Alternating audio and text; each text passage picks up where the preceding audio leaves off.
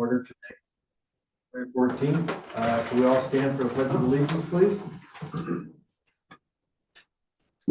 Allegiance to the flag of the United States of America and to the republic for which it stands, one nation, under God, indivisible, with liberty and justice for all. Okay. Item number 2 is the approval of the agenda. I think we're going to make one change to it. I'll make a motion to approve the agenda with the addition of discussion and approval to add Chris Boyd to the Planning and Zoning Commission. I'll second Okay, motion second. Is there any discussion? All those in favor say aye. Aye.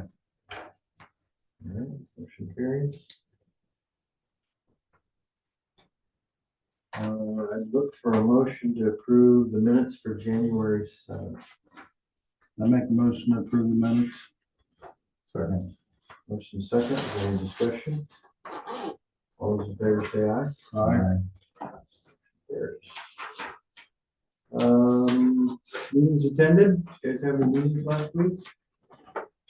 Well, I had a one-on-one meeting with Mike Norris from Southeast Ohio Regional Planning, which was good information, but wasn't really a meeting per se of the committee. So Right. other than that, I didn't have anything else. Yeah, I had a couple meetings. I had a Russ meeting. Basically, they went over the treasury report and the 24 audit, and everything looked good there. There was Bruce had a little concern with the solar out here that he was having trouble getting them. The bond was due to be renewed and upped. But he called me the other day and said he finally got it straightened out, and it sounds like they're on the right path to getting that bond raised. It's going to go from 2.2 to 2.7. And he also conveyed that more than likely their budget for next year is going to go up a little bit, but not significant. And then I also had a 911 meeting, and basically they just agreed to reimburse Columbus Junction and Oakville for some radio repeaters. And Brandon approached the 911 board about asking about replacing the dispatch consoles for like $600,000. And sounds like it's necessary. So anyway, they're exploring that possibility a little more in depth, and see where that goes. They got another meeting February 4th. Well, that was it for me. All right. The solar panels on top of this building are on. They're not operational yet, but they are on. I think I talked to the solar guys, and they're gonna wait until the weather warms up just a little bit more before they do the canopies.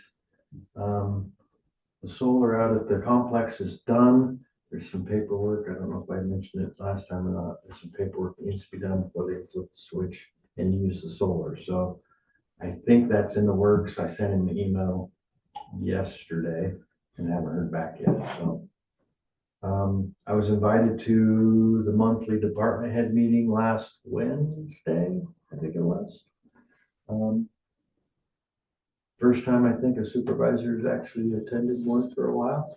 I think it's interesting to be in part of that group and listen to what their concerns are.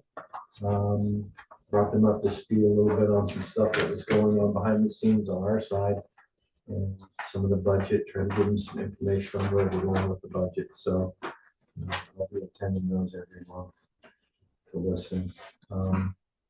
Susan and I have talked several times on and off about the budget too, so it's kind of all starting to come together, and hopefully next week or so we'll get some answers so we can start working on that. And that's all I had. Number 5 is public input. Does anybody have any public input? Do you have an update on the Sam Wilson case that you could share with us? The ruling did come in yesterday. It was shared with me. I don't know, was it shared with you guys too? Sam, looked like Sam was successful for the most part, and the supervisors did win something. I can't remember what it was now. Guess we'll wait on that grant and see what his opinion is on what we do here. Will that be the board that decides if they're gonna appeal or not? This board will This decide. board will? And the with insurance some, company? with some input from the attorneys, I'm assuming. So. Anybody else? I just have a quick question on the exempt meeting today. Neither of the unions nor the county have submitted initial proposals yet, correct? No, Okay. just word on the street kind of stuff, but we have no formal proposal. Do you know when the union's going to be presenting theirs? Because you've already. Well, set up. we meet with them on the Next Friday. Yeah. 24th, because we have negotiations with them on the 24th. I would assume it's officially proposed then. Well, will that be when the union does it, or is that when the county will submit its initial proposal? I've requested that the union present their initial proposal at next week's meeting. Okay. Okay. All right. Anything else? Wasn't clear how the initial proposal would be. Me neither. Okay. Anybody else? Okay, moving right along, payroll changes. I think you saw the payroll changes. There was only one. Yeah. Okay. And we got ambulance reports, Wapello, one son, the two that I see. Are they? On that email that I sent you. Oh, yeah, I got Yeah. Yeah, I would do more. Basically, we just kind of go over those and I look at them pretty close, make sure all the line items are included. And, make sure there's nothing. One question I had on, I believe it's Plunge Junctions was that they paid rent for something in Grandview and then they paid rent again for something. It's their buildings. Their buildings, yeah. They don't own any building. They rent all of them. Right. Yeah. They've done that for, well, as far as long as I can tell. Okay. Okay. Thank you. We have the treasurer's semi-annual report in front of you. Yeah. We get those twice a year. Yeah. And it's basically, the money that they report, that's what it said. For the whole county, yes. Yeah. We need that bigger type for us old. You're pretty small. That's not too picky about it. To get it all on one report, it has to be that small, I sorry. just gotta give me a magnifier. Yeah, I understand, I'm sorry. I have ledger paper. And I mean, you know, if I have to, I can. Oh, Could no, raise all no. those values. We don't need to waste any more Points paper. would be great. I do color code it. There's a little thing when they're color coding what balances. I saw that, that's good. Yeah. We like colors. Any discussion on that? No. I think you did a good job of putting that in I don't do anything. there. Did we have to, Yeah, we have to look for a motion to approve the treasurer's report. so No, second. Motion is second. Is there any discussion? If not, all those in favor say aye. aye. Motion carries. All right, next on the agenda is the sheriff, recorder, and auditor's quarterly reports. You have those I reviewed them online. Okay. I did have one question on that sheriff, on what that trust fund was. There was like, I don't think we got that with this. I got it here if you wanna. Yeah, I brought my copy. Okay. So yeah, it says a trust fund, $10,914.73. And so I just wondered where that money came, where it came from. And then it appears they kept it and didn't give it to the treasurer. So I'm just curious what it was. So I'll have to ask Brandon. Yes, would you please? So, Susie's back there. Oh, Yeah. okay. I'm Susie Garrett from the Sheriff's Office, in charge of the jail, but I was a former civil office person. The trust fund is actually garnished funds that we collect on garnishments. those funds don't get turned over to the court until after 120 days. Once that 120-day garnishment is expired, then all funds go to the court and they disperse it. We are mandated to keep those funds until the garnishment has expired. Okay. So that's what the trust funds are for. Yeah, I just was curious. And they are in a separate account that's just for garnished funds. Okay, thank you. Thank you, Susan. Any other questions? All right, guys, if not, I'd look for a motion to approve the sheriff reporter and auditor's quarterly report. I'll make a motion, we approve the 3 reports. And I'll second it. Further discussion? If not, all those in favor say aye. Aye. Motion carries. We have a liquor license for Heritage Oaks Golf Course.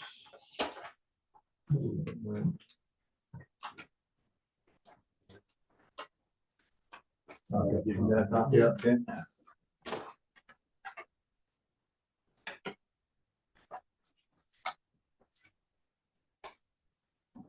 I haven't heard of any rowdy bar fights out there, so. I'll make a motion to approve the liquor license for Heritage Oaks. Okay, I'll second it. motion second. Any discussion? All those in favor say aye. Aye. Motion carries. Yeah, Brian, yeah. What does he have on here? That's the one we got it. Oh, yeah. So, I'll make that number 16. Number 16, we have, we did, I'll throw it away, so I'll read it again. Approve Chris Hoyd to the Planning and Zoning Commission. Is that fill our, is that fill it? I think you'll need one more. We had don't you? 2 open, didn't we? Right now, I'm required 5 people for planning and zoning and 5 people for board of adjustments, just for a quorum. I'm shooting for 7. I always have somebody that can't make it for whatever reason may be. So that would put me up to 6. Okay. Cindy has mentioned to me that her husband is interested. I need to talk to her. Right. So I'm just asking you guys for any help. If you know anybody that is interested, have them contact me and we'll try to go from there. But he was advised by the chair, so I think his dad is on the board of adjustments. With that, I look for motion to add Chris Hoyd to the Planning and Zoning Commission. So, yeah, we'll go ahead. I'll make a motion to add Chris Wood to the zoning and planning. I'll second it. Motion second. Any discussion? All those in favor say aye. Aye. Motion carries. See you guys. Have a good one. Yeah. Number 11 is Mr. McCleary discussing some drinking water at the complex. We have a couple of maintenance issues, a couple of repair issues, and I'm gonna talk about some maintenance issues. First problem is our storage tank is leaking.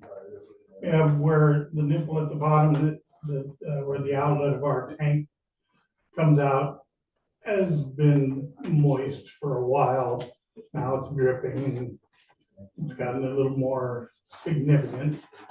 Problem is, the tank has probably never been inspected, hasn't been at least as long as I've been. Yeah. And to repair it, we're gonna have to take the tank out of service. We're gonna have to cut the nipple off, probably be re-welded a piece on the tank and then add back to it. But in that time frame that we have it down, probably the wisest thing is probably bring out some tank inspectors. Have somebody pull the big lid, go in and take a look around, see if it's time for recoating, see if it's time for replacement, see if it's time to do some work on it. We can go as far as you need to go. Probably gonna have to get somebody out there before summer, somewhere to look at this. So these are the equipment that's in that separate little building out there? Correct. Okay. I'm glad you showed that because Susie and I have had some conversations in the past here, not too recent past, but we've had some water quality issues out there. So our next thing that we're gonna talk about is our water quality issues. We've been struggling with the softeners for a while because they're getting old. And the problem we have now is getting parts for the heads And we're struggling with even just receiving them. You know, during COVID, you couldn't get anything for the longest time. And finally, we got parts and did some repairs and everything, and we're gonna have to replace the heads on the soffits. So how often is that system looked at and monitored in that building? I mean, they're pretty much Is there a report that's generated every month, and that report is turned the into, DNR. is the county apprised of any of the information that you provide?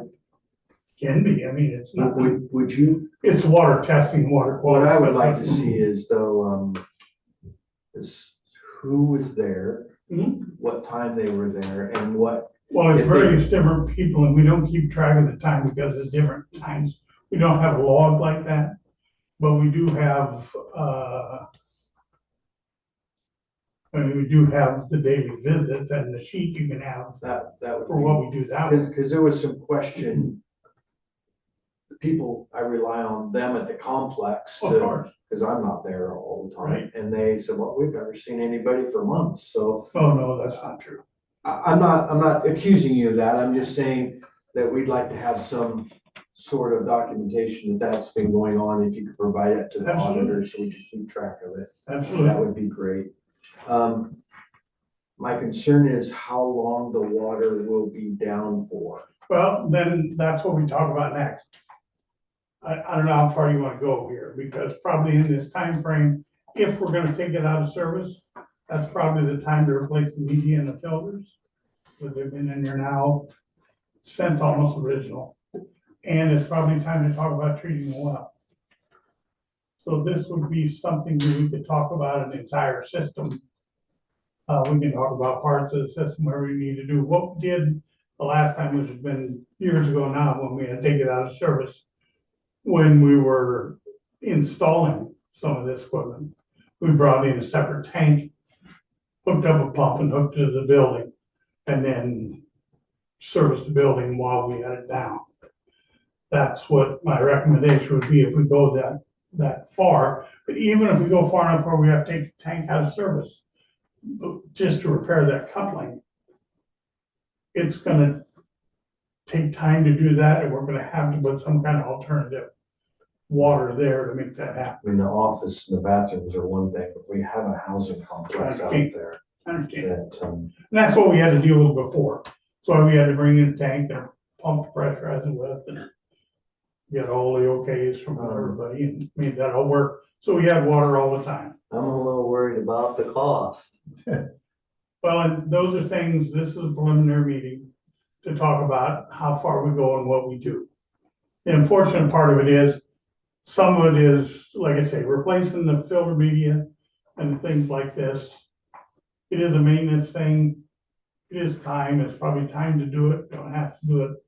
You know, we can do this in stages, because obviously it can go another year or so if we need to. We can spread this out.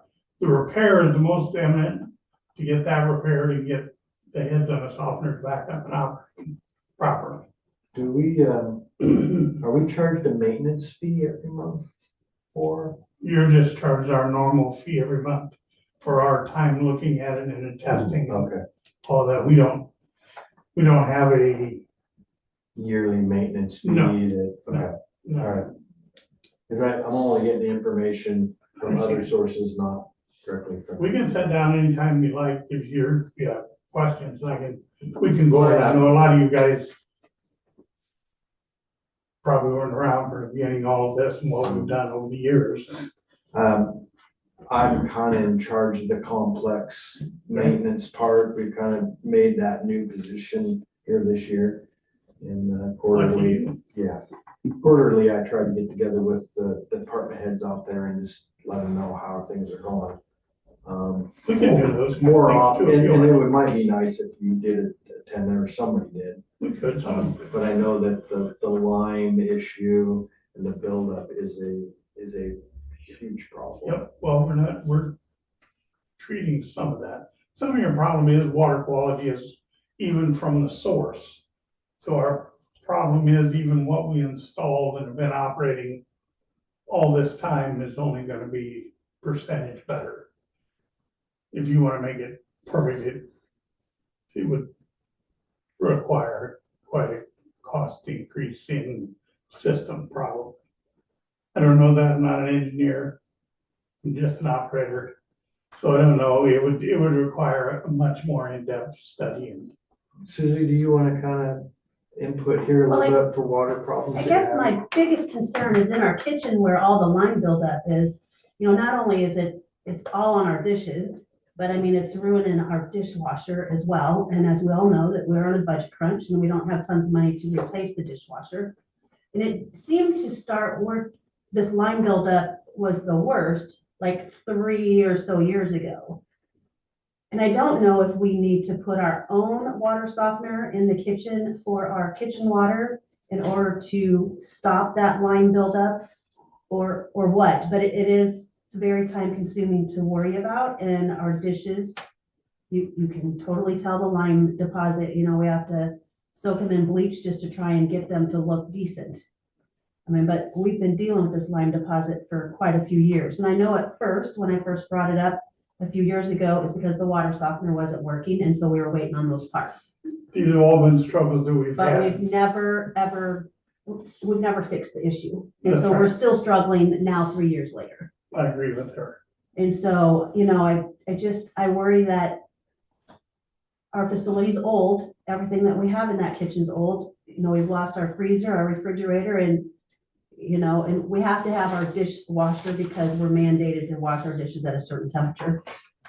So, I mean, I kind of am concerned about the maintenance on our dishwasher now and how long that's gonna last us. The good part of that would be is if we can replace this technology with the newer technology and everything in our softeners.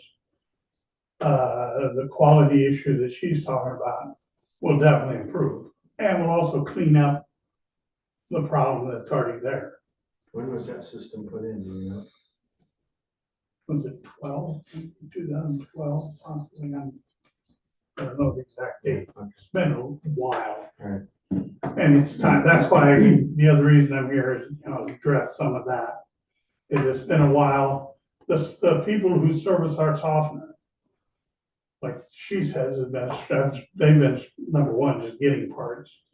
But number two, the struggle of keeping them operating has been a big deal. And that's why if we're really gonna address this wholeheartedly, we need to address it wholeheartedly, which would be you start at the source and you treat your well and try to get your well in a better quality so you can get better water out of it.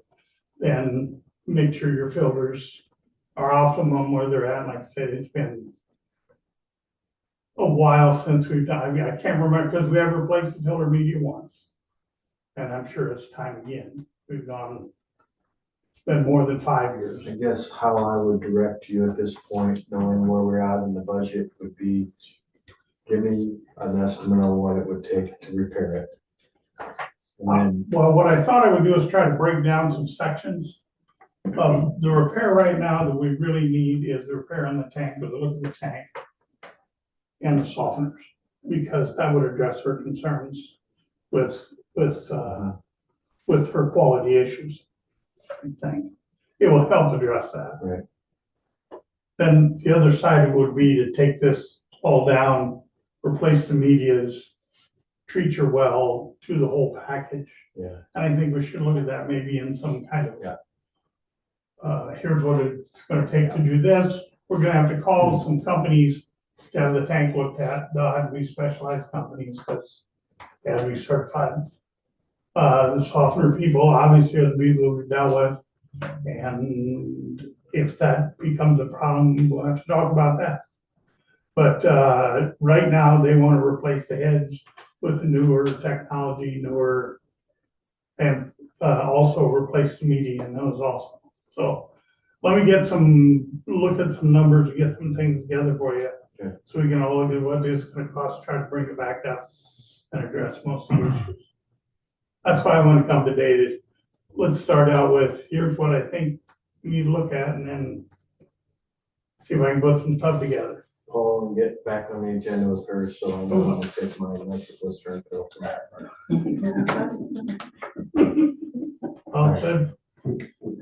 Could talk to Southeast Iowa Regional Planning. See what they see can if do. there's out there. Yeah, Well, I'm sure there is. wouldn't hurt. I'm sure there is. I mean, it So, definitely, Suzie and I have looked at this quite a bit, and it definitely needs addressed before it gets any worse, but. Well, if you're talking about that, then we want to talk about an entire engineering study. So if you're gonna go far enough to where, see how much money's here and see if we're borrowing your grants or whatever we're doing to go that direction, then we may, at some point, want to just do some repairs so we don't have this leak issue and maybe get these softeners up and running, and then look at an engineering study and see if it's time and start new. There's a couple of water softeners in the, back behind the boiler moldings that room. were disconnected and never removed. They're still standing there. Waiting for somebody to. Where are they at? They're in the boiler room behind the kitchen. Oh, I thought somebody No, they're still there. They're still. Somebody had took grabs or dibs on those or No, they something. just cut the pipes and left them there. I swore those last guys were gonna take those from them. I don't know. We I might- didn't, whoever took that system all out, I don't know who. Well, we might talk to have somebody load them up and get them out of there. They don't. If I'm around there, I can call them. But, let me get some stuff together. How long do you think it'll take for you to get that information? Wow, I don't know. Anytime? The software repairs and stuff like that, I can get fairly quickly. Okay. The last thing that I talked to them about, which has been a while ago now, they were throwing $12,000 at me. Now, that's probably changed and it's different. And that was new heads, repair them and get them back online to operate. And like I say, that is a rough number. Right. Because I don't have, that was a long The time only ago. reason I asked that is because we're getting into this budget season, and it'd be nice to be able to try to incorporate that into next year's budget. The only thing I would be hard dealing with is trying to get somebody in for tanks. Yeah. Sometimes takes some time, because generally the people that we would have look at this are looking at water towers. Yeah. So Okay. it's kind of hard to get them down into and if all we're really gonna do is cut that off and repair it and put it back on, or we'd be down just a few hours. All then we have to do is disinfect the tank, put it back online, and that would be a fairly relatively inexpensive repair. If we're just gonna fix it quick, let's go on about our business, because we're looking at a bigger picture. Obviously I can just bring in a welder and they can do that, we can disinfect and move on. It's been my experience, it's never that easy. That's why I tried to talk about bringing somebody in to look It's at a it. few hours and ends up being 3 weeks. Well, You know, through rust This- repair and. That's the way my pipes. luck works, so. That's, well, So is that a steel tank? it is. It is. It was probably originally it was a interior coated steel tank. And generally the surprising thing about those they're generally worse on the outside than they are on the inside. The inside's pretty well climate control, environment controlled. So they're generally not too bad. They can have some bubbles, some issues.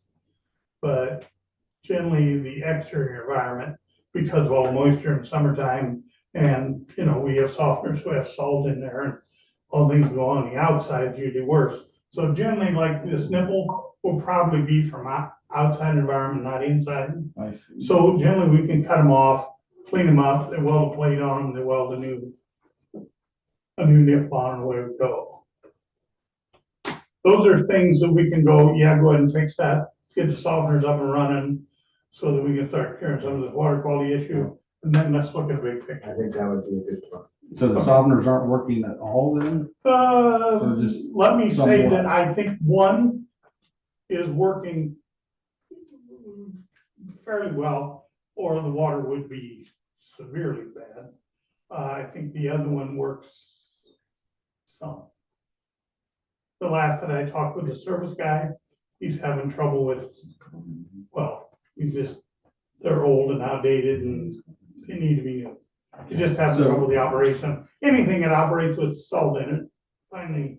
So putting new heads on old, Well, they're just fiberglass tank. oh, okay. So the tank is just fiberglass tank with a set of plastic, Yeah, okay. the drop pipe just plastic inside it. So the head does all the work, the rest of it's just. I see. So really, the idea would be, if you really were gonna refurbish them and get them up to date, you'd pull aheads, you'd take out any of the media, you'd add new media, and then you put new heads on. So it's not like bringing in some new softener is gonna make any difference, because really softeners are media and controls. That's all we need. All we really need right now is controls. Probably we should look at media at some point, but we can even do that down the line.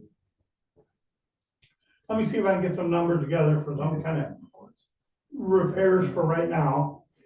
And then we can look at some long-term stuff. And then if you want to talk about really a long-term cure, like time to upgrade to RO units or whatever it is you want to move up to for a small place like that. If there's not money available, who knows what the government's gonna have, new president, new stuff, We'll have to plan for that. programs, exactly, that's exactly. Well, one's a maintenance issue, the other one is. Long-term Yeah. capital. Yeah. I understand. Awesome. Let me put some stuff together for you, and at least we can get this hurdles we got right now jumped over. And we'll go from there, is that all right? Yeah, Sounds good. thank you, Tim.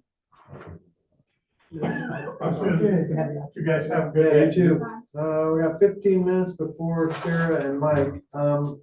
Adam, you wanna give us the 411 on the county?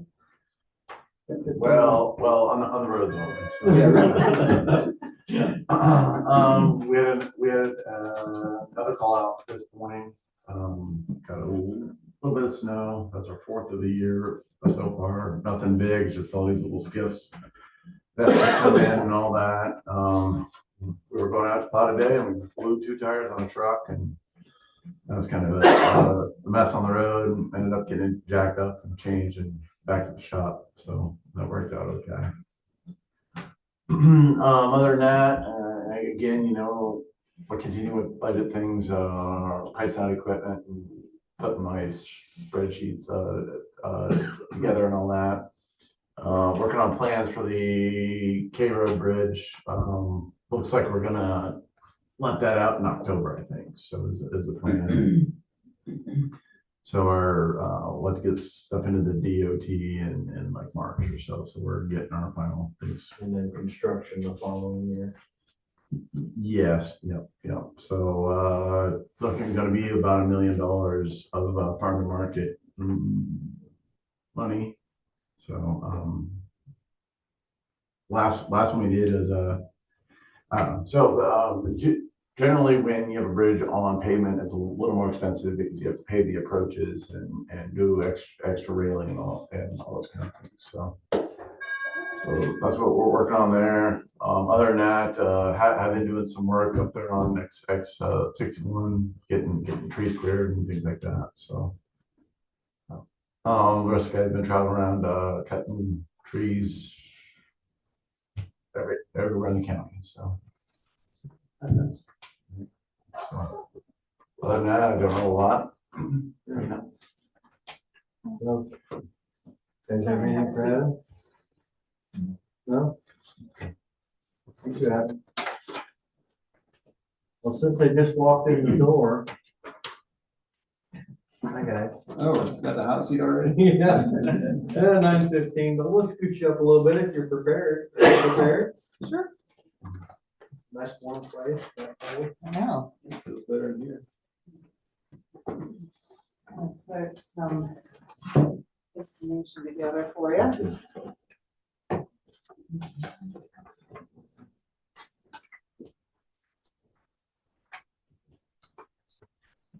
Well, I'm Mike Norris. I'm the director of Southeast Iowa Regional Planning Commission and the Great River Housing Trust Fund. This is Sarah Hecox, our housing grant administrator, and she does all the day-to-day and quite a bit of the management of the Housing Trust Fund and our housing programs. And we come every year to talk about the Housing Trust Fund. We've been lucky to have Louisa County support for the trust fund since we started in 2011. Done a lot of great projects, but we could do a lot more. And so we come every year to kind of tell you what's going on, and then also to ask for local match so that we can apply for the state grant, bring the money back down, and provide the leverage and benefits for the grant. So Sarah's going to walk you through the program, and then we can talk and answer questions or whatever you like after. So like Mike said, that we have a Great River Housing. We established that in 2011. So every year we ask for funds from the Iowa Finance Authority, and then we have to provide a 25% local match. So to date, we've received a little over 4.6 million from the Iowa Finance Authority. 1.1 we've received in local match, which puts us a little over 5.7 million for the region. These funds are available for Lee, Louisa, Henry, and Des Moines County residents. They also allow us to leverage other funds. We will use money for Great River Housing as local match to apply for home grants that we've applied for. We've also applied for Federal Home Loan Bank funds. So the pool of funding that we have allows us to leverage other funds into the region too. We did just receive a notification that we received our next Federal Home Loan Bank grant. So that's nice for the area. It allows us to address rehab projects for a little bit higher income than what we do with Housing Trust Fund. So total funds is almost 8.3 that we've received for the region for housing projects. So for the 25 grant, we are apply for the 472,568 from the Iowa Finance Authority. The 118,000 is the local match needed, which puts us at $590,710 for the 25 grant for the area. So we are requesting 10,000 from Louisa County. This is the same that we've requested over the last 3 fiscal years. This would be for fiscal year 26. So you can put it in the budget for the 26 fiscal year. And then we used to ask for 7,500. The way Iowa Finance Authorities restructured things, they allow us to ask for more money, so our grants are a little more. But then we need a little bit more local match. So more money for the region, but then we kind of bumped up our request over the last couple of years.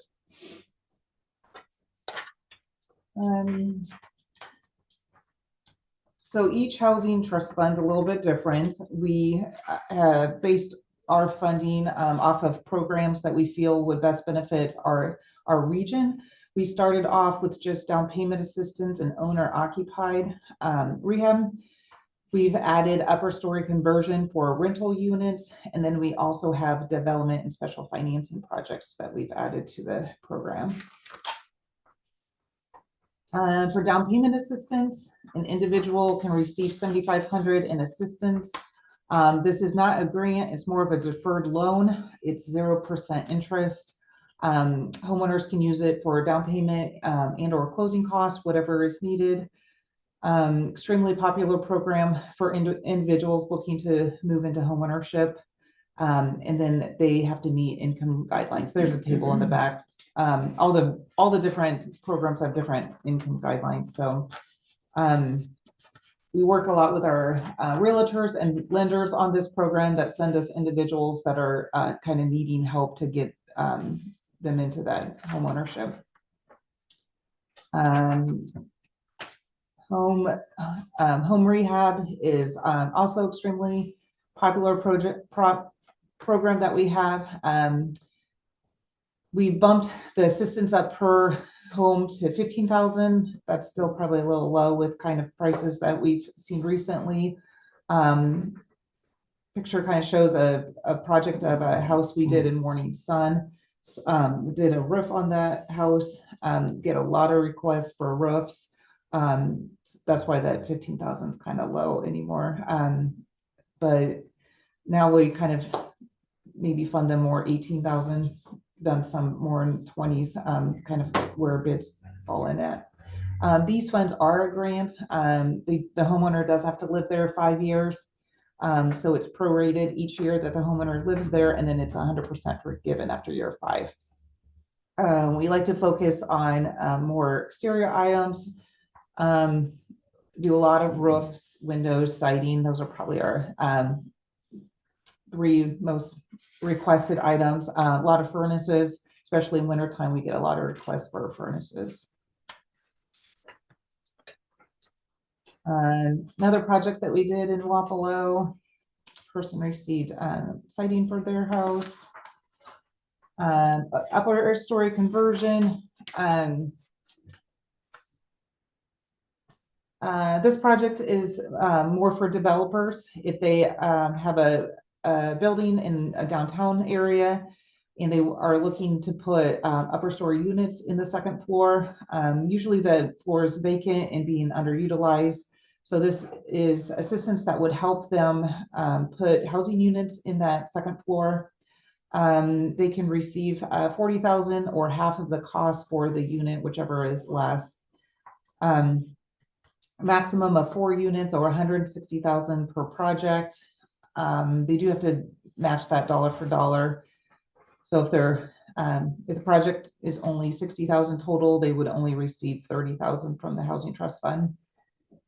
The units have to remain affordable again for that 5-year affordability period, and then there's income guidelines for the tenants that they need to be below for the 5 years. Did a project in North Street, 4 units there. In Wapello. Made quite a difference too. Yes. So the developers don't have to pay any of that back? This would be also a grant as long as they rent that income guideline for the 5 years. And if they would sell the project within the 5 years, then they would pay a portion of it back to us. We place a lien on all the properties, the owner occupied rentals, or I'm sorry, the owner occupied rehabs, the rental projects, the down payment. So there's always a lien placed on the property that would notify us if there was a sale, and then if there's any recapture funds at that time. That photograph there is our apartments up in the Patricksville. We did that grant. The money's gone up considerably since we did it. I know, yeah. It was 100 when we did it. But It was 25 per unit. it didn't go that far. We increased it 3 years ago. Oh. I wish you guys would put before pictures on there. Oh, yeah. Yeah, it makes a big difference. It did make a difference. Yeah, a lot of these spaces are underutilized. They're just sitting vacant. So it's kind of a nice incentive for those developers to put some units. These are state funds, so they don't have all the federal requirements that you may see with some other funding.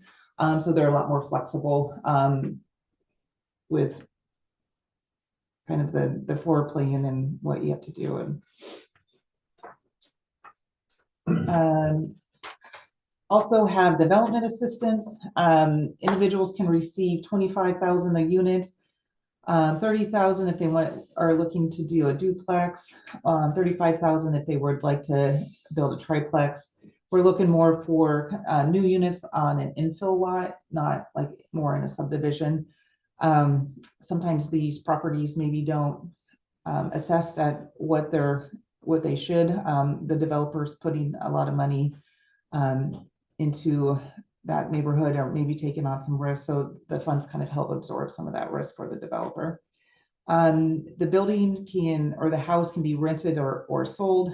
Again, it'd be a 5-year affordability period, whether it's being homeowner buys it or if there's tenants in there. And then income guidelines would apply for that depending on the use too. So a lot of the units that we've seen would be sold. We have done a duplex in Burlington, and those are being rented. So Habitat takes advantage of this project and this development assistance quite a bit. So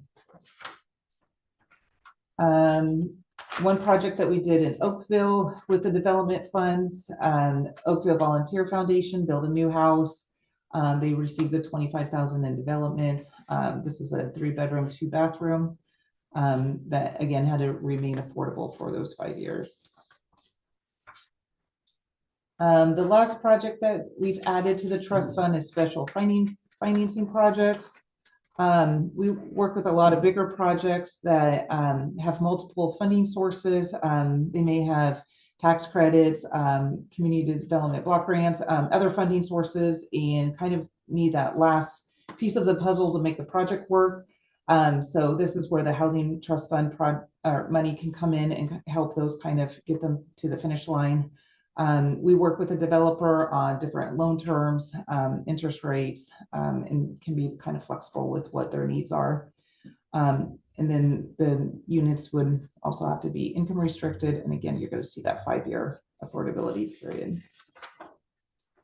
And kind of shows you a table of the income guidelines. All the programs kind of have a different income guideline. The rehab is going to be the lower ones. We have to spend so much of the funds at extremely low income. That's why those income limits are so low for the rehab assistance. We're always looking for individuals in Louisa County. So if you know anybody that could use the assistance that are maybe needing help with a roof or furnace, you can send them to our office. Like I said, we just received notification that we had received the grant for Federal Home Loan Bank. That's a little higher income. We actually have a waiting list of individuals from Louisa County that we're looking to correspond with to see if they're still interested. But still, if you know anybody, have them email our office or call our office. Also, if you know any contractors that would be willing to work, are also looking for those as well. So our funds do have board of directors and list the individuals. We have a nice representation over the region, different people on our board. We kind of meet as needed. It's not always month to month, but just kind of depends on what projects we have going on. And then Mike's contact information is on there, so is mine. If you have questions regarding the program, like I said, if you know contractors, individuals needing assistance, you're welcome to contact us to see if they qualify. We do have a pretty long list right now of Louisa County homeowners for our Federal Home Loan Bank grant, which is a good thing, but I would encourage people to reach out to us and apply, or even just to have a conversation to see what we can help them with. Because even if we don't have money at that time and they're qualified, we keep a waiting list, and then we can come back to that and then kind of renew those conversations again when we're able to work with them. Thank you. It's a nice presentation. You guys have any questions for them? You must have answered everything. You did a great job. That would be a first. Yeah. Well, I guess with that, we'll move to 13. Resolution 202509 is the resolution authorizing $10,000 payment to them for their housing trust fund. Look for a motion. I'll move to approve resolution 202509. Okay. And I'll second it. Motion is second. How about some discussion? We have to put this in our budget. You know, she's probably gonna be a little snug this year. Then when do we have to pay that 7,500 to then? The 7,500 would have been previous fiscal years. Oh, okay. We will invoice. Laura usually sends the invoices out. So like this money will come out of 26 budget. The 25, the 10,000 that was budgeted in 25 will be invoiced. 4 years. One thing that I will mention is that the funds can, we've added funding or programs, so if there is a need, or if you have a project in the community, then, you have an idea, it could be something that the trust fund could look at doing as well. Is that? Yeah, right. Yeah, exactly. $10,000 we're gonna have to work on that with our budget.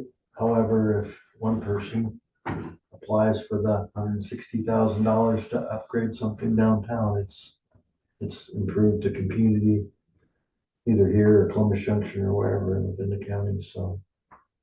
Sounds like a pretty good, return on investment if people apply. Oh, I think so. Yeah, even rehabbing homes helps with your tax base, so. Yeah.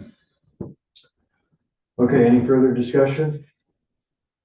If not, all those in favor say aye. Aye.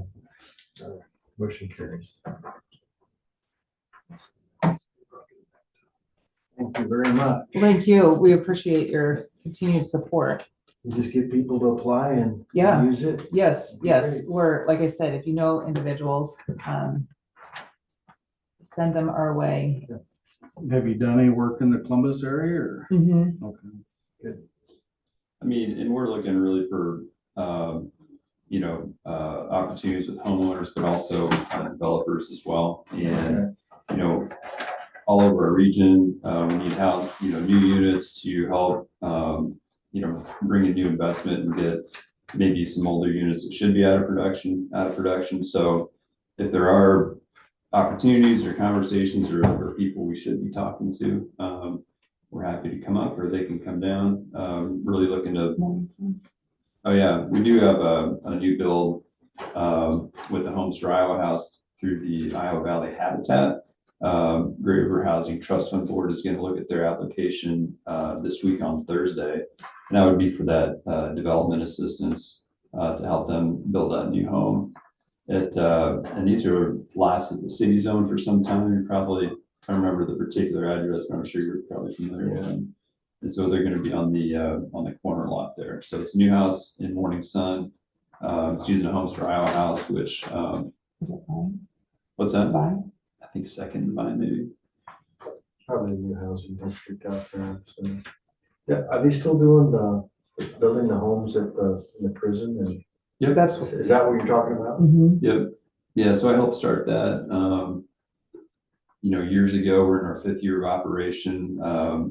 We've moved somewhere, I think we're close to 115 total homes so far, and we're in about 30 counties statewide. So they're a new home and they price them at a certain level. I can't remember what the price was. Yeah, so this year for a 1,200 square foot home, that's either a 3-bed, 2-bath or a 2-bed, 2-bath.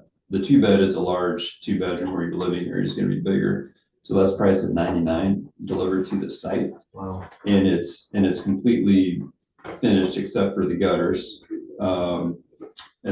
But everything is, wired, plumbed, trimmed, painted, cabinets hung.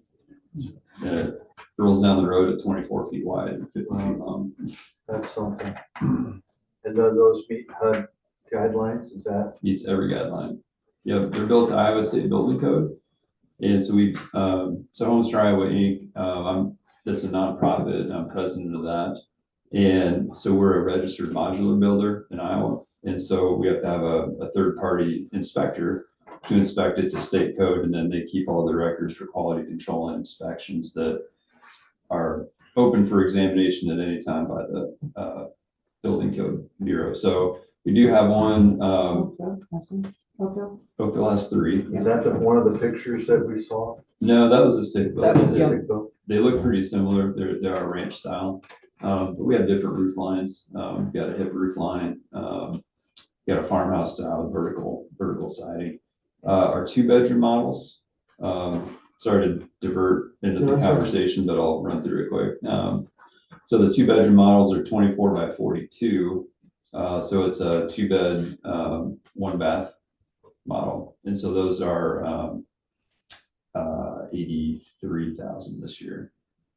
little smaller, and we can put them on a foundation or a crawl space, but not a slab, because they're built on a floor truss system. So anyone that wanted to purchase something like that, anybody could purchase it, or do Yep. they have to be a certain income level? So we do have a little bit of an income restriction, but it's not very low. It's 125,000 taxable income. So if you look at line 15 of your Form 1040, after your standard deductions, that's what it would be. So yeah, anybody has questions about home trial, give our office a call. So we're the regional planning, and all the different regional planning agencies around the state are the sales representatives for Homes for Iowa. A new home for 99,000, that's, Plus your foundation, well, of and course, yeah. but still, that's something. Yeah, so we're gonna do something interesting this year. There's a gentleman between here and Columbus City. He has put a purchase agreement in on a house, and that will be the first house to be craned for Homes for Iowa in Iowa. So he's arranged to rent a crane, and they're going to come, and there's some particularities on the site that don't allow us to slide it off of our special trailer that we have, and so crane's going to pick it and set it. So like a big Lego. it'll be a first, and if you guys want to see it, I'm sure you'll hear about it, but I'll let you know when it's going on. Interesting. So anyway, really appreciate your time. Yeah. Thank you for coming down. Appreciate you taking the time. Okay. I guess I'll see you at a meeting. See you next week. Yeah. Thanks, Mike. All right, let's move along to item number 14. Email numbers on there. I had a county employee approach me donating some of his sick time to his girlfriend that also works at the county, so that she could stay home with their new child for the full 12 weeks. Initially, I didn't see a problem with it. I talked to Paul on the phone a little bit about it. I started poking around a little bit and talked to Brandon. He's a school board at the school, and they don't allow sick time, because sick time is one of those items that doesn't get paid out when a person leaves the county, whether it's voluntary, involuntary, or retirement. They do allow vacation time and personal days to be transferred. Yes, ma'am. Can I Sure. speak on past? Yes. In the past, it has been allowed in a catastrophic illness to give sick time. It was a case-by-case basis. Only reason I'm speaking on this is I had a son who had bacterial meningitis, and he was an infant, and I used all my sick time when he was born. And he almost died, and I was in the hospital with him for 2 weeks, and sick time was gifted to me. So I'm just asking that it not be completely never allowed, because there are situations, and I understand she would like to stay home for 12 weeks. Had she had a situation where she had to have surgery afterwards, or she had a complication with her birth and had to have extra days, I want that to be able to be taken into consideration. I would like to not see it taken completely off the board, because there are situations, cancer, certain surgery, situations where it would be nice to be able to give that to people, because I have had employees that have had cancer in their situations and birth problems, things like that. So I just wanted to speak on that, to make sure, since everyone's new, to let you know what has happened. Right. Adam, you had your hand up?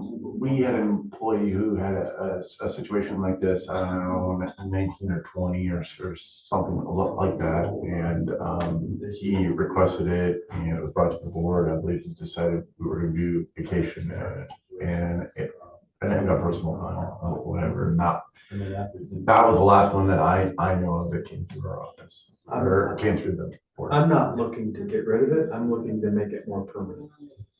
That's, I guess, my approach. And and not, I think it should be on a case by case basis, but I would like to get something so that it's a bit more permanent, so that any new future boards don't have the same conversation. It's more down in writing. And I guess I would rely on Paul to. Hey, Paul. Is there anything in the handbook that states this now? No. I think we need to do something about that so that there's an avenue that they can go down to request that draft. Does that make sense? I don't know what that avenue is, but I guess that's my proposal. So are you including vacation, sick time? At this point, I guess I'm just looking more for vacation time and personal time.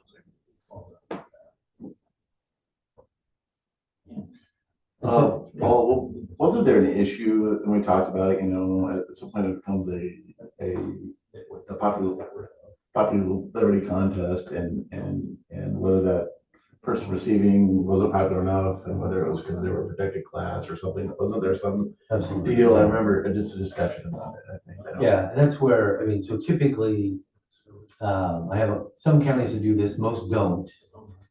This was a really unique kind of a one-off.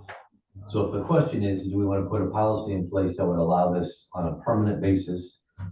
You know, that might be a little different, answers, but essentially the issue can be with sick leave, you accrue so much and then at some point you don't get to accrue anymore because you're maxed out. And so counties that have chosen not to do that are saying, you know, well, hey, if somebody is getting, you know, they're losing time, we're like, sure, I'll throw in another 10 days for you. It doesn't really affect that employee. They're not giving anything up. But in the end, it's going to cost the county more money. So the downside of having some sort of a permanency to it is going to be a number of things. How do you transfer it? Is it dollar for dollar or hour for hour? So I make $20 an hour, you make 30. If I give you 10 hours, is that $200 or $300?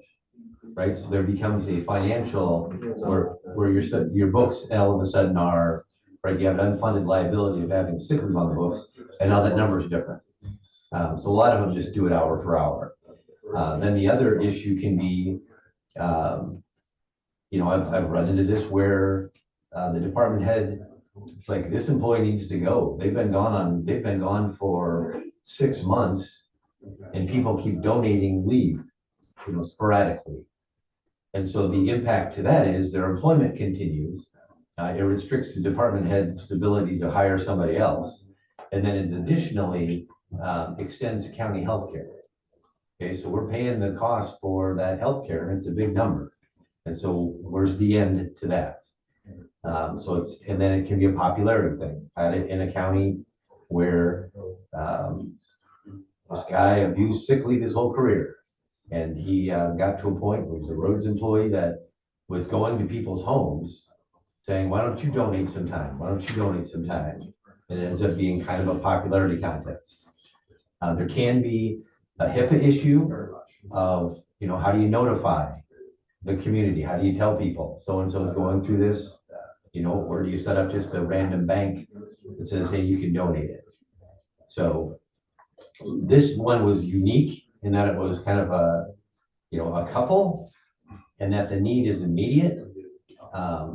And with the childbirth, even if you have people that aren't married, both of them are eligible for family medical leave. So legally, they both could take off 12 weeks and use up all their sick leave, okay, under that FML. That's just a weird part of that law. If you're married, you have to split the 12 weeks. So it's just one more reason not to get married. That's what our county. Don't write that down. I'm married. I've been married a long time. But that's the dilemma. So in this case, it was like, okay, well, if the county were to allow it, we're going, more than likely, we're gonna go without one of these two employees the entire time of their cumulative sick leave. Do we care which one it is? Right? So this one is was a little unique in that sense. But yeah, so apologize for making this more confusing, but No, it's okay. is it a, hey, this is a one-off thing, we're gonna go ahead and look at it now, and then maybe come back to the department head team and talk about it for more of a permanent thing? The only problem I have with, with, Absolutely there. on a case by case is I do. whether or not it's popularity, I don't know. Exactly, yeah, It'd be like, well, you let him do it, why didn't you let me do it? exactly. You know, And qualifying it, who gets in, who doesn't get in. Yeah, Who gets right. to decide that? Like, Yeah. oh, you have brain cancer, oh, but you just have this. yeah, you just got pneumonia, so you Yeah. don't have to qualify. Um, And is there gonna be a cap on it? You know, like, so if I have my full vacation time, can I just give my significant other 6 weeks of it? Just so that way he can stay home with the baby and I can work. I mean, should there not be a cap on something? I mean, I'm all for donating time for people who need it. yeah, Don't get me I wrong, get it. but there's gotta be some Gotta be cap some- that there gotta just be- says, this is how much I There gotta can be give some you. strings here. There does. I agree with that. Yep. And I just don't think that we should be able to donate. Sick time is something that we all need to keep because we all get older and we all have health issues sooner or later. But I don't think we should be given sick time. I mean, yeah, if it was gonna be a policy, we would need to really get into some more detail, because right now our policy says, if you're on an unpaid leave of absence for more than 30 days, then you're on the hook for your insurance. So essentially, the way it works is if you get a paycheck, even if it's not a full paycheck, that counts as you're gonna get health insurance at a reduced rate that month.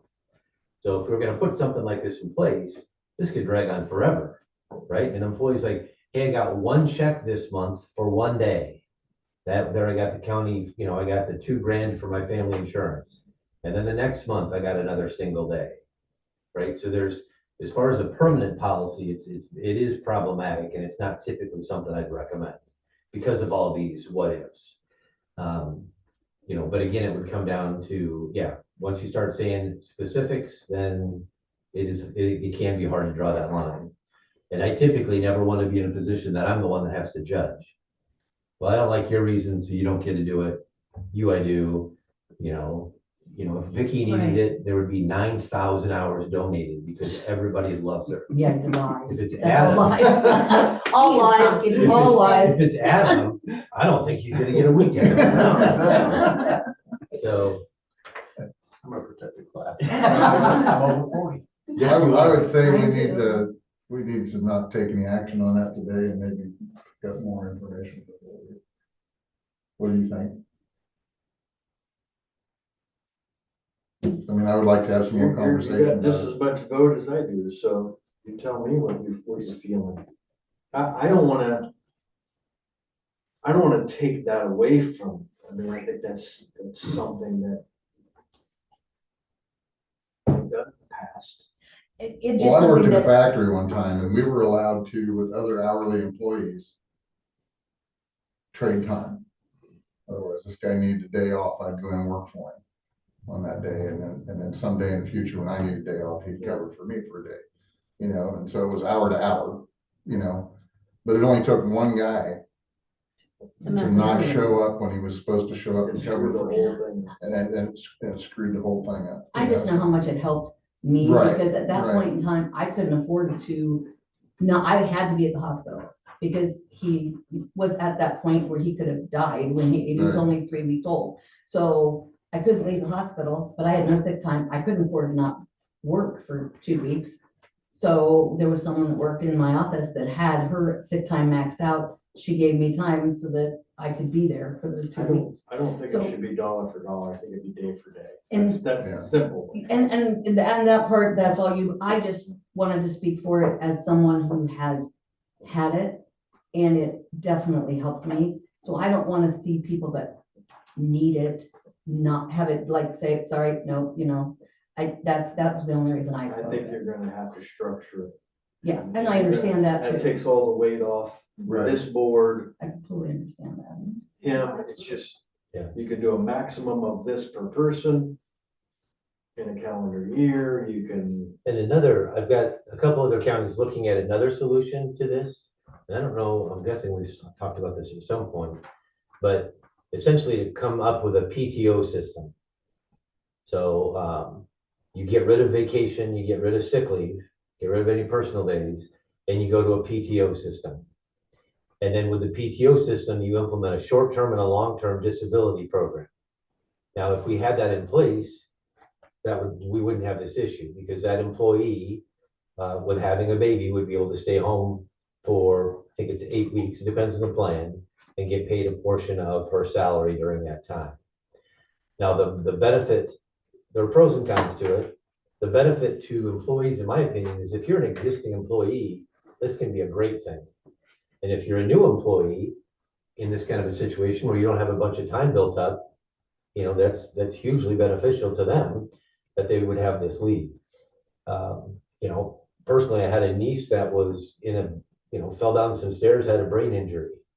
Now she can never work again. Now, if she worked for the county, she would have full pay for a big chunk of time, but that's going to go faster than you think. And then when that ends, the county's going to have to say, hey, really, we're sorry, you can't come back to work, you're out of a job, and you have nothing. So in my opinion, this huge sick leave balance is great, but you can go through it pretty quickly. Where a short-term and a long-term disability plan is often the most, people are the most happy to have that available to them, because if something happened where they could never work again, that would cover them until they're Medicare eligible. Now, the sell to the board would be, hey, how do we come up with that number? If we get 12 days of sick leave a year, and I have 2 weeks of vacation, that's 22 days off that I could take off in a year. But what's the average number of days an employee calls in sick? How's my back row here? How many days do you call in sick a year? Me personally, none. 0. I don't want to ask. Adam calls it all the time. Adam's like 37.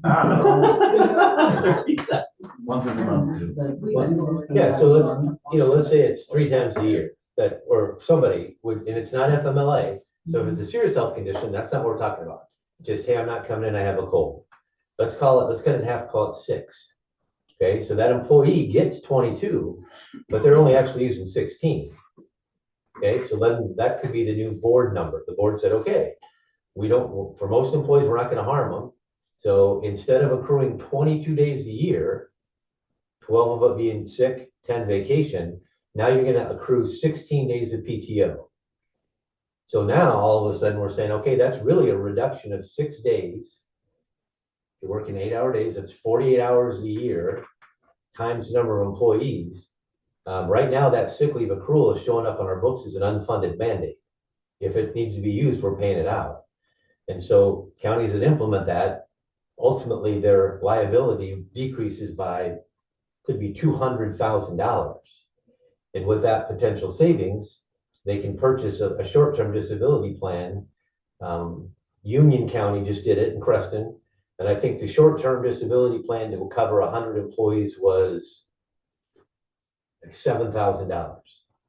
And so the county said, we'll pay that whole bill. That'll give you that protection. You were used to having a lot of sick leave. Now this is your protection. And then that board chose to say, if you want to do long-term, you can. We'll have it available to you, but the employees have to pay it.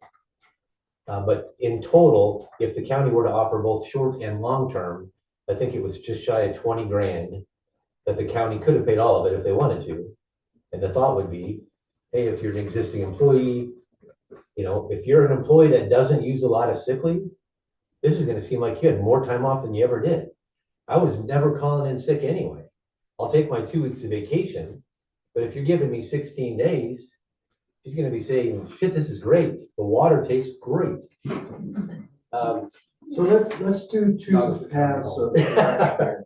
Let's bring that up at the next department head meeting. Okay. And let's bounce that around and see Good. what people, we get a feel for what they think. In the other path, we have this to deal with, and she's gonna give birth in 3 weeks-ish. What do I tell this particular person between here and there? How do we handle this one? So do we have any policy on gifting vacation time currently or nothing?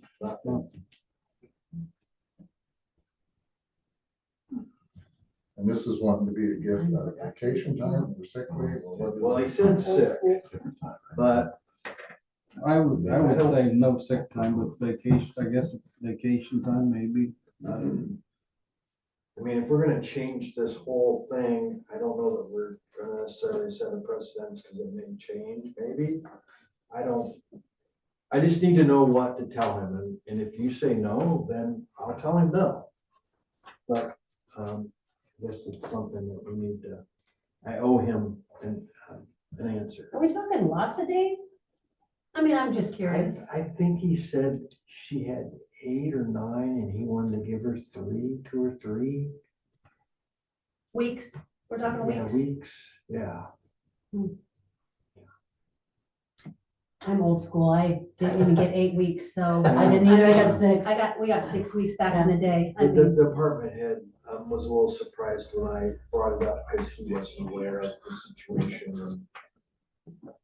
I think if it's vacation, it's one thing, but sick time, I just feel sick time is a totally different subject.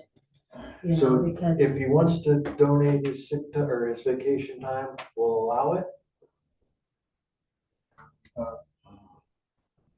If he doesn't want to do that, then maybe it wasn't as important, I don't know. I mean, another option could be to say, hey, you know, this is something that could eventually affect all departments, and we want to take it to the department head team first. Yeah. And so we can't give you a hard and fast answer yet. We understand that the timing isn't great, but, you know, to be Yeah, I would certainly like consistent. to see what the department heads felt about it and have to say about it. and why wait till the last minute to ask this? I can't answer that question. Well, but if she has 8 or 9 weeks, it's not like the decision has to Has be to be made today. today, because she has 8 or 9 weeks, so we will have another department She head can meeting. take the full 12, before she just that. may not get paid. Yeah, I mean, we'd have a department head meeting before that 8 or 9 weeks is up, you know what I mean? A thing I found out, and hasn't nothing to do with this person, but the person who asked for help for my department, well, turned out he had a vacation plan. And he just didn't want to use up his own time, so he's begging for help, and, well, I'm going to Costa Rica here in a month, and I don't want to waste up all my time, so I've already paid for the trip. That's taking advantage. Not saying this No, has anything to do with that, just No, but I get it. sometimes you gotta plan ahead. Well, I can put him on hold Well, and I'd say let's. put it we on hold till we can meet. sort it out. Yeah. Turned out to be a bigger issue than what we anticipated. Okay, I will Okay. I'll take it. gladly do that. Okay, table it, yeah.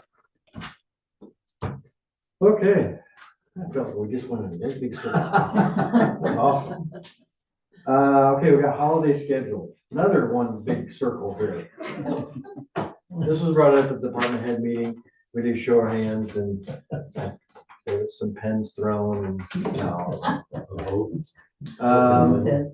the discussion is, and maybe you don't have it, the discussion is whether or not I looked the at it. courthouse takes off Christmas Eve, Christmas Day, or Christmas Day and the day after. I have a question. If it goes for Christmas, or do you also do the same policy for New Year's? Yeah, because it's Thursday, Friday. It's the same thing. I mean, I You wanna just, have a long it's either weekend both on of that them or day. one of We're them. only talking about one thing, Jacob. Christmas first. It's on the That's gonna be agenda. my question. Okay, so is this how the employee, or these people voted on? And are we just talking about the courthouse, you know, not people that work 24/7, 7 days a week, 365 days? I mean, I'm sorry, but I have to work Christmas Eve and Christmas Day, and I lose all my time with my family because I'm at work, which means Friday means nothing to me to have a holiday off when I've just lost my whole time with my family. So the people that have to work 7 days a week, weekends, holidays, this is not fair to us. And I've spoken to my employees. I had my own opinion, but I spoke to actual employees that work out the sheriff's office. We all have to work our holidays. This is not fair to us when we don't get to spend any holiday time with our families for Christmas because we're scheduled to work Christmas Eve and Christmas Day, and now we're not even getting compensated for working Christmas Eve. Well, and with 24/7 operations, the holiday is always recognized on the holiday. So what you do here is if you recognize, right, so So that's what I wanted to make sure. yeah, Was as long as our holiday is still Christmas Eve and Christmas Always. Day, then it's a mute point for us. Right. But as long as we're still compensated because we're missing our time with our family, sure, wouldn't it be great to have a 4-day weekend, but we don't get 4-day weekends because we're now down a person still, Yeah. like every other department. And we have to work totally different days now. Yeah, so yours is because And- they get, And Yeah. we're missing both days this year.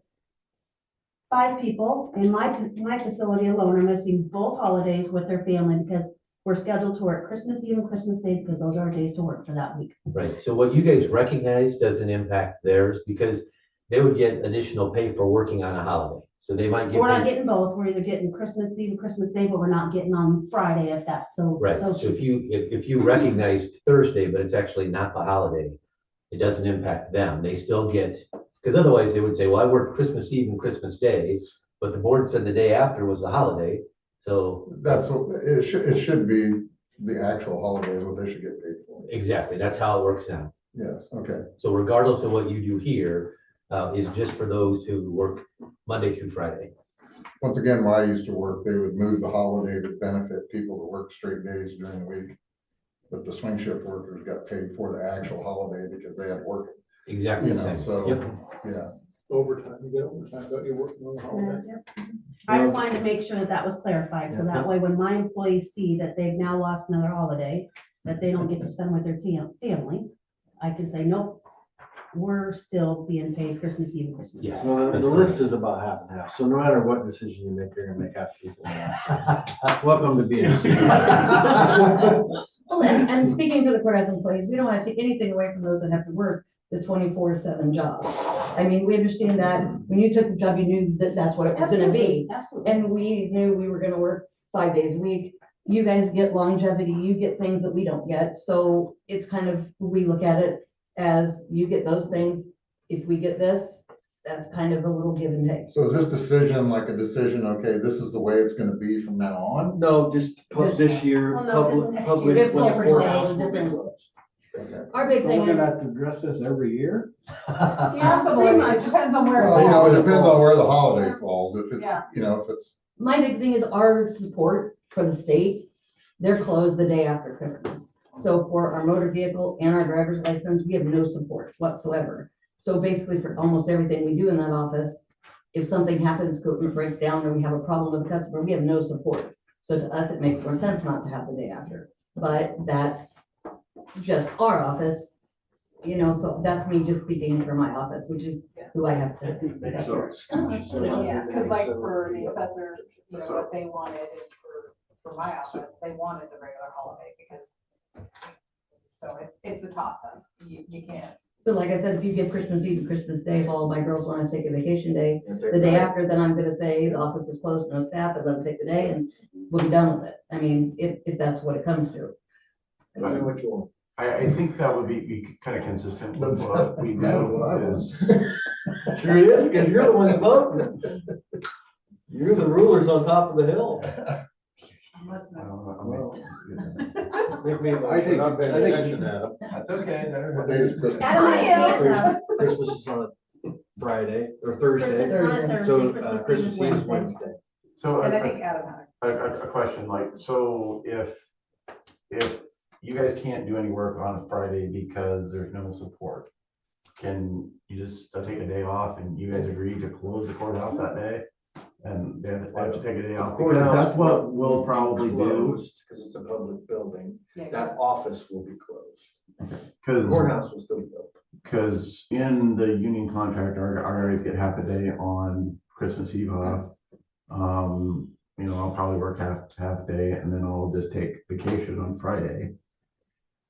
Unless we have to plow, so. Because the courts will still be operating No. probably that Friday. I'm not real No, sure. Well, it depends on state's usually if the closed. governor wants to get them that day. Yeah. Because It just usually they do. depends. I mean, they, this year they did, and They did Talking Christmas to- Day, Christmas Eve and Christmas Day they did this year. no, they did the day after. State was closed. State was We closed still because had court. we did not have any support. I'm just saying we had court. Yeah, we did not have, well, it might have been district court, but state was closed. No, I get it. Tell me what you want. Just me and no support.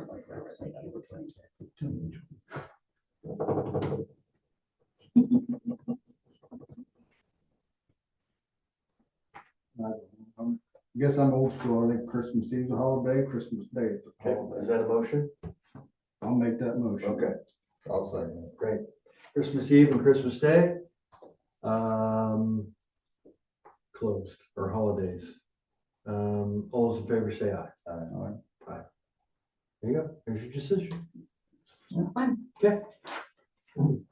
Another 5-day weekend. Well, I mean, that'll be up to the girls if they all. Yeah, I know. I won't run the office with one person with the money we do. That's up to them. Safety That's your guys, so, decision. You're the department head, you do what you gotta do. no. Okay, I will not. Not with one person. I think that is That's a it. safety issue. Look for motion for adjournment. And then we're gonna have to talk to Paul. I'll move to adjourn. All right. Meeting's adjourned. That's